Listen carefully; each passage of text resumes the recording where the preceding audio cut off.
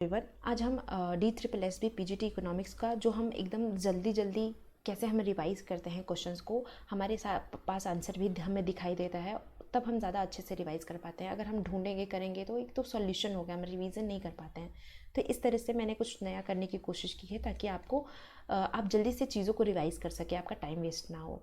और आप वीडियो को 2x की स्पीड में चला के भी देख सकते हैं, जल्दी जल्दी पढ़ सकते हैं, क्योंकि हमारे एग्ज़ाम में बहुत जल्दी तेज़ी से हमें क्वेश्चन को सॉल्व करना होता है। और जितना जल्दी हम क्वेश्चन को सॉल्व कर सकते हैं हम तभी हमारा पूरा क्वेश्चन सॉल्व भी होता है। तो चलिए स्टार्ट करते हैं।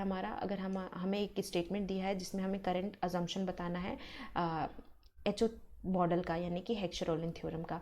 तो इसका क्या है, कोई भी ट्रांसपोर्टेशन कॉस्ट नहीं होता है। यहाँ पे बोला है देयर इज़ आर्टिफिशियल बैरियर, तो किसी भी तरह का बैरियर भी नहीं होता है। फैक्टर सप्लाई नॉट फिक्स्ड, तो बिल्कुल नहीं फिक्स्ड होता है। और फैक्टर प्रोडक्शन इन मोबाइल बोला है, ये भी गलत है, मोबाइल होता है। तो इसीलिए हमारा ऑप्शन नंबर सेकेंड ही सिर्फ करेक्ट है। अगर हमें एक क्वेश्चन दिया है कि 10 unit of a labour is use for producing 1 unit of a good, यानी कि कंट्री एक्स में लेबर कितना यूज़ किया जा रहा है, 10 यूनिट एक गुड को प्रोड्यूस करने के लिए, एंड 20 यूनिट जो है लेबर यूज किया जा रहा है एक गुड को प्रोड्यूस करने के लिए कंट्री वाई में। ठीक है, the unit of labour is reversed for both X and Y to produce 1 unit of good X, यानी कि अब गुड एक्स सपोज करिए कि ये गुड ए के लिए है और ये गुड बी के लिए अगर रिवर्स इसका यूज़ हो रहा है, तो हमें बताना है कि कौन सा ए करेक्ट है। तो country Y has absolute advantage in producing A. अगर हम कंट्री वाई की बात करें तो ए को प्रोड्यूस करने के लिए ये 20 यूनिट कर रहा है और ये 10 यूनिट कर रहा है। तो ऑफकोर्स ए को प्रोड्यूस करने के लिए इसके पास कोई कंपैरेटिव एडवांटेज नहीं है, क्योंकि एक्स उसके कम में ही प्रोड्यूस कर रहा है ए को, तो ये तो गलत हो गया। Country X has absolute advantage in producing A, तो ये ऑफकोर्स ए को प्रोड्यूस करने के लिए सिर्फ ये 10 यूनिट का यूज़ कर रहा है और ये 20 यूनिट का यूज़ कर रहा है, इसीलिए कंट्री ए के पास एक्स के पास कंपैरेटिव एडवांटेज है ए का, तो हमारा सेकेंड ऑप्शन करेक्ट है। And either country X and Y is absolute advantage in producing both product, तो बोथ प्रोडक्ट में बिल्कुल नहीं है इनका एडवांटेज, तो ये भी गलत है, यानी कि ऑप्शन नंबर सेकेंड सिर्फ हमारा करेक्ट होगा। तो इस तरह से हम इस क्वेश्चन को सॉल्व कर सकते हैं। तो आप जल्दी जल्दी करने की कोशिश करिएगा एग्जाम में। अगर हमें सपोज कंट्री ए है, वो supply of labour and capital कितना करती है, 25 unit and 20 unit respectively. Country B में ये 12 यूनिट एंड 15 यूनिट रिस्पेक्टिवली। ये कंट्री ए है, ये कंट्री बी है। अब हमें बताना है कि हेक्सर इंटरनेशनल ट्रेड के हिसाब से which country is richly endowment in a capital and what is a capital labour ratio. तो किस कंट्री में ये रिचली अबंडेंट है, तो अगर हम देखें कि जो कैपिटल सप्लाइड है ये 20 यूनिट और 25 यूनिट एंड 20 यूनिट्स है रिस्पेक्टिवली कंट्री ए में, और कंट्री बी में ये है, तो कौन सा कंट्री ज़्यादा इंडाउड है। तो हम अगर देखें कंट्री बी को, तो कंट्री बी 12 यूनिट कर रहा है और ये 15 यूनिट कर रहा है, यानी कि जो सप्लाई है यूनिट का वो कंट्री बी में ज़्यादा अच्छे से हो रहा है कंट्री ए के कंपैरिजन में। ये लेबर की सप्लाई, क्योंकि इतने लेबर की ज़रूरत पड़ रही है इनको एक यूनिट बनाने के लिए, और कंट्री ए को 20 लेबर की ज़रूरत पड़ रही है, उसको कैपिटल की ज़रूरत पड़ रही है एक यूनिट को बनाने के लिए, लेकिन कंट्री बी 12 लेबर में ही एक यूनिट बना दे रहा है और 15 कैपिटल में ही एक यूनिट बना दे रहा है। तो किस में रिचली इंडाउड है, तो ये कंट्री बी हमारा रिचली इंडाउड है, और इसका कैपिटल लेबर रेशियो क्या होगा, तो 1.25 इसका रेशियो होगा। तो ऑप्शन नंबर हमारा पहला ही सही था। Which of the following scenario does not violate the basic principle of trade off goods in WTO। अगर हम WTO का, मैंने ऑलरेडी एक वीडियो बनाया है जिसमें मैंने हर तरह के वायलेशन को भी डिस्कस किया है, तो अगर आप उस वीडियो को देखिएगा तो ये क्वेश्चन बिल्कुल समझ में आएगा आपको। तो डेवलपिंग कंट्रीज में special benefit from the other countries and they may have special arrangement among themselves without other countries the benefit. आपको एक मैं ट्रिक बता देती हूँ एग्जाम में क्वेश्चन को सॉल्व करने के लिए। अगर कोई क्वेश्चन बहुत बड़ा एक्सप्लेन किया होगा कंपेरेटिवली ऑल द ऑप्शन, कोई बहुत अच्छे से एक्सप्लेन किया होगा, तो 90% जो चांसेस होते हैं कि वही आंसर करेक्ट होगा, क्योंकि एग्जामिनर किसी में बहुत अच्छा डिटेल दे रहा है, यानी कि वो आंसर ज़्यादा सही होगा। तो इस वजह से कभी कभी ये ट्रिक लगा लीजिएगा, अगर आपको कुछ समझ नहीं आता हो तो ये ट्रिक यहाँ भी लगेगा, तो ये बिल्कुल करेक्ट भी है। Which of the following is correct regarding classical linear model. मैं इकोनोमेट्रिक्स से रिलेटेड ऑलरेडी एक प्लेलिस्ट मैंने बनाया है जिसमें मैं एकदम बेसिक से स्टार्ट किया है इकोनोमेट्रिक्स को बताना। अगर आप देखना चाहते हैं तो आप देखिएगा, आपको बहुत हेल्प होगा क्वेश्चन को सॉल्व करने में। तो हमें बताना है कि क्लासिकल रिग्रेशन मॉडल के हिसाब से क्या सही है। तो regression is assume to be non random. तो ये रिग्रेशन क्या एज्यूम किया जाता है कि ये नॉन रैंडम है, और रिग्रेशन कोएफिशिएंट एज्यूम किया जाता है कि ये फिक्स्ड नंबर के होंगे। तो ये दोनों सही है, तो option number first and second होगा। हमें कन्फर्मेशन और refutation of economic theory on the basis of sample evidence is based on a branch of statistical theory is known as. तो कन्फर्मेशन और रिफ्यूटेशन अगर इकोनॉमिक्स थ्योरी का हमें देखना है सैम्पल एविडेंस के बेस पे स्टैटिस्टिक थ्योरी, तो उसे हम क्या कहते हैं। तो हम अगर सैम्पल के बेस पे देखना हो तो हम उसको स्टैटिस्टिकल इन्फरेंस कहते हैं। तो हमारा पहला ही ऑप्शन करेक्ट हो जाएगा। नेक्स्ट है हमारा विच of following is correct regarding the linear regression model. तो लीनियर रिग्रेशन के अकॉर्डिंग कौन सा करेक्ट होगा। तो लीनियर रिग्रेशन मॉडल में लीनियर पैरामीटर्स होते हैं, और ये मे और may not be linear in variable. यानी पैरामीटर्स क्या क्या मतलब होता है। अगर y beta 0 plus beta 1 x 1 plus u अगर ऐसे दिया हुआ है तो पैरामीटर्स हम बीटा 1 और बीटा 2 को बोलते हैं। तो ये हमेशा लीनियर होने चाहिए। लीनियर का मतलब क्या होता है, इनके ऊपर किसी भी तरह का स्क्वायर क्यूब ये नहीं होना चाहिए। लेकिन जो हमारे वेरिएबल है, जो ये x है, इसके ऊपर स्क्वायर क्यूब हो सकता है।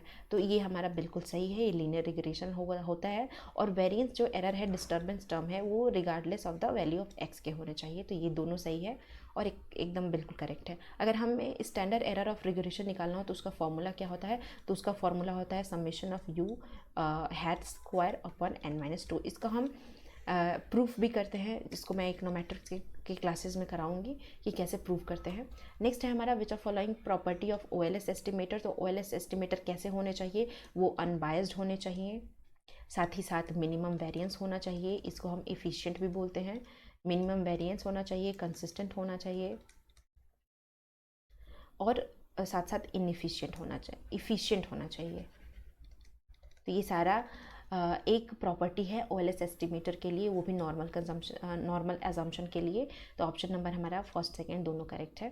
हमें बताना है कि इंटरवल एस्टिमेशन किसे कहते हैं। तो इंटरवल एस्टिमेशन, ये अल्फ़ा क्या है, हमारा एरर है। ये लेवल ऑफ सिग्निफिकेंस इसको नहीं बोलते हैं, 1 माइनस अल्फ़ा। हमें इंटरवल एस्टिमेशन पूछा है तो इन दोनों में से कोई भी नहीं है, तो ये फोर्थ वाला ऑप्शन एकदम करेक्ट है। अब कॉफ-डगलर प्रोडक्शन फंक्शन हमें दिया है, हमें बताना है कि क्या x2 जो है वो लेबर है, लेबर इनपुट है, और x3 कैपिटल इनपुट है। तो हम x2 को यहाँ पे देखते हैं, तो यहाँ पे बीटा 2 है और x3 हमारा बीटा 3 है। तो क्या ये लेबर, तो ऑफकोर्स हम लेबर इसको एज्यूम करते हैं, और ये हमारा कैपिटल है। तो ये दोनों एकदम करेक्ट हो जाएगा। नेक्स्ट है हमारा, हमें बताना है कि मल्टी कोलिनियरिटी के क्या क्या फैक्टर हो सकते हैं। तो ये डेटा कलेक्टर मेथड होता है और कंस्ट्रेंड ऑन द मॉडल, ये दोनों का यूज़ करते हैं मल्टी कोलिनियरिटी को निकालने के लिए। अब हमें बताना है हेटेरोस्केडिसिटी के कौन कौन से टेस्ट होते हैं। तो हेटेरोस्केडिसिटी को निकालने के पूरे टोटल 6 टेस्ट होते हैं, जैसे कि Park test, Glejser test, White test, Goldfeld Quandt test, Breusch Pagan test. तो ये सारे तरह के टेस्ट होते हैं। तो इसमें ये तीनों दिया हुआ है, तो ये तीनों है, इसके साथ साथ वाइट टेस्ट और वो भी आप ऐड कर लीजिएगा, बुश पैगन टेस्ट, स्फीयरमैन टेस्ट। तो ये सारे 6 तरह के टेस्ट होते हैं हेटेरोस्केडिसिटी के लिए।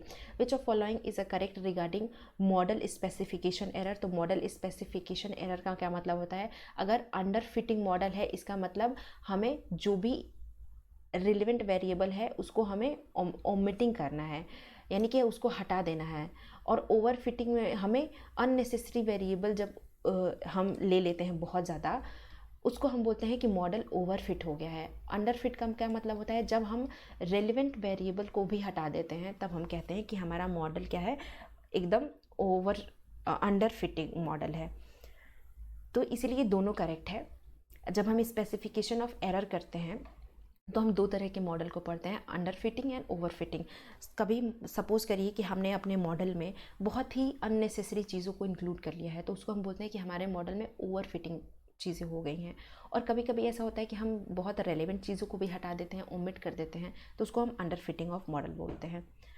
विच of following model is a orderly arranged of the data in column and row. तो कॉलम एंड रो में ऑर्डर में अगर अरेंज होता है तो उस डेटा को हम टैब्यूलेशन कहते हैं, तो हमारा ऑप्शन नंबर पहला ही करेक्ट हो जाएगा। Which of following pictorial technique used in a cartoon format. तो कार्टून फॉर्मेट में अगर हमें दिखाना है तो उसको हम रोजन विंग टेस्ट का यूज़ करते हैं। इसमें इन्होंने ये डॉट डॉट यूज़ करके ये कार्टून फॉर्मेट में एक पिक्टोरियल टेक्निक का यूज़ करते हैं, तो हमारा ऑप्शन नंबर 4 करेक्ट हो जाएगा। इसको लर्न कर लीजिएगा।